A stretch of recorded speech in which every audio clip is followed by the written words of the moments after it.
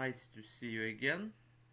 And congratulations, we are almost done with Macbeth. Only Act 5 and only Act 5 left. So, please, right now, open your books on page 141. There you will find scene 1 of Act 5, okay? And off we go. So, first of all, to tell you the truth, it's one of my most favorite scenes because uh, I don't know, like actually, it shows the changes in characters. Okay, so and I don't want to spoil anything, and I just want you to enjoy it. Okay, so today we're going to read right from my workbook. Okay, so here we are. Never mind the number of the lessons, lesson 28 in my workbook, but for the PowerPoint, it doesn't matter now. Okay, first of all, I will ask you to press pause, okay, and go to the text, okay, and if you need, you can even listen to it, okay, read and listen at the same time. Take your time, and then you will summarize this episode in 3 or 4 sentences, okay? So pause and listen and read the episode.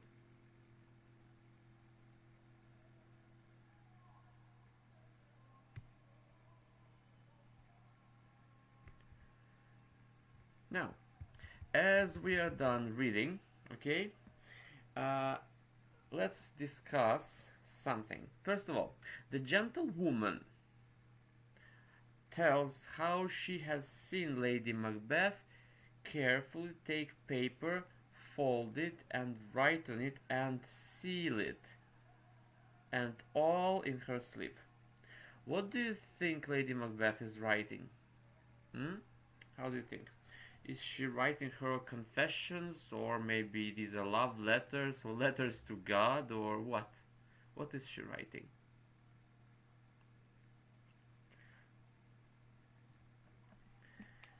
Okay, so we don't know, and we will never know what she's writing. Okay, we can just guess. Okay, because she's writing and she's she's burning or like tearing her writing in pieces or whatever. Now, character secrets. Great perturbation in nature. This scene is filled with unnatural and disturbed behavior. Yes, in your summaries, I'm pretty sure you mentioned that Lady Macbeth is mentally unwell, and she's behaving strangely. Okay, so her behavior is unnatural. It is disturbed. So it is appropriate that Shakespeare wrote it in prose rather than in verse. You remember in the beginning when Lady Macbeth was reading Macbeth's letter, the letter itself was in prose, not in verse, right? Because Macbeth was telling his heart, and he didn't have time to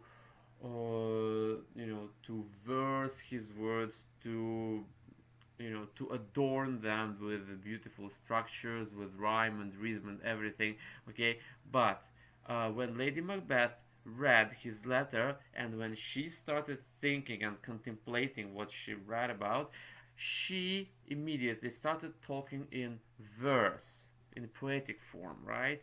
So which again, you remember we discussed this difference between these two characters, and we decided that she, first of all, she is well educated, okay, and she has time to think, right? And maybe she is not even sincere. And again, in yet another lesson, we also discussed that when you punctuate your writings, especially your text messages or emails, very carefully, very often for the readers they do not look sincere, they don't read sincere.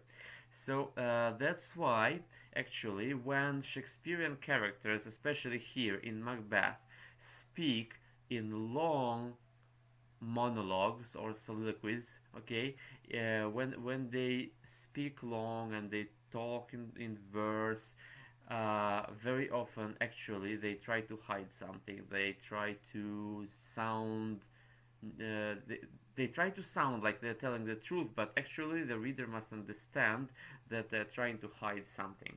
In this case, in this scene, Lady Macbeth mostly speaks in prose, not in verse. Okay, the language is uneven, not stable, and it is lacking in the rich fluency and poetry. It's very different from Lady Macbeth's language in the beginning. Okay, so because now we can see her subconsciousness, right? We can see how she really feels about what she did, what she's seen. Okay, Lady Macbeth obsessive washing of her hands, coupled with her sleepwalking, and so they're all telling signs of mental illness. Okay, so finally, here comes the reward. Lady Macbeth lost. You see, Macbeth will sleep no more. You remember he lost the ability to sleep or to sleep properly. But Lady Macbeth, she can sleep, right? But she has another problem. Even when she's sleeping, she cannot stop thinking of what she had done. Okay, now, uh, okay, I would like you to work in groups of 3 or 4, but right now you'll have to do it on your own. Find out more information about somnambulism. The word is given to you in purple, or a colored word, which means you need to know the meaning of this word. Uh, so find more information about somnambulism and the illness known as obsessive compulsive disorder, or OSD. Okay, what causes these conditions? How might they be treated today?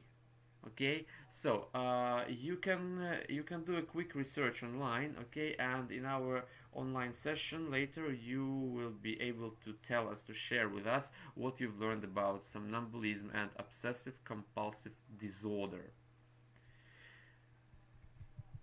Okay, now stage secrets also. Will these hands never be clean?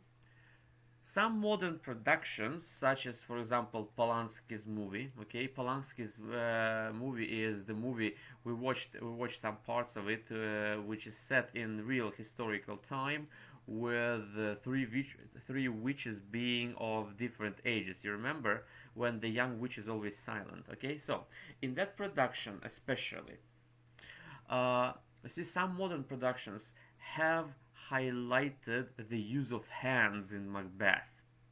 And you remember what the witches were doing on the beach there when they were.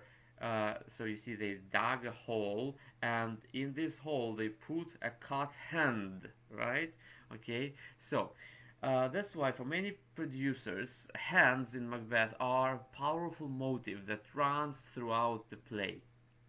You can see hands everywhere. Okay, at times the characters' hands seem almost removed from their bodies, acting separately to their wishes. Lighting can be employed very effectively to pick out actors' hands as key points in this play. So in this scene, Lady Macbeth is trying to wash her hands. She's really trying. And in our online session, please remind me. I want to show you two this scene. I want to show you two productions. Okay, how they show this scene of Lady Macbeth washing her hands, her poor hands. Okay, now.